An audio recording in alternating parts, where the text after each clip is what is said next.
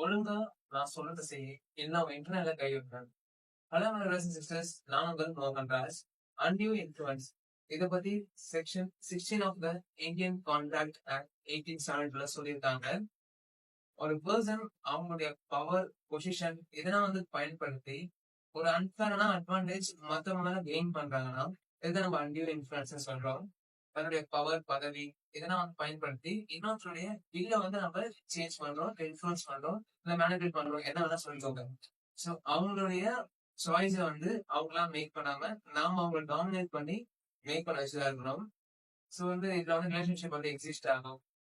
Example சொன்னா parents, children, student, teacher, doctor, patient, அந்த மாதிரி ரிலேஷன்ஷிப்ஸ் எக்ஸிஸ்ட் ஆகும். அந்த நீங்க லேக் ஆஃப் ஃப்ரீ கன்செப்ட் இருக்கும். அப்புறம் இன்னொருத்தவங்களுடைய அந்த வில்ல நாம இன்ஃபுளுன்ஸ் பண்ணியிருக்கோம். இதனால அன்ஃபேரான அட்வான்டேஜ் கிடைச்சிருக்கும் ஒரு பார்ட்டிக்கு மட்டும். ஒருத்தவங்க பெனிஃபிட் ஆவாங்க, இன்னொருத்தவங்க பெனிஃபிட் எதுவுமே கிடைக்காது. நம்ம கான்ட்ராக்ட்ல மியூச்சுவலான பெனிஃபிட் தான் பார்த்திருப்போம். ஒருத்தர் வீடை சேவ் பண்றாருன்னா அவருக்கு அதுக்கான கன்சிடரேஷன் பே பண்ணணும். ஸோ பேலன்ஸ் தானே இருக்கும். பட் இங்க அந்த மாதிரி கிடையாது. இதுக்கு கேஸ்ல பார்க்கணும். மன்மோகன் சிங் வெர்சஸ் குமார் பாண்டே.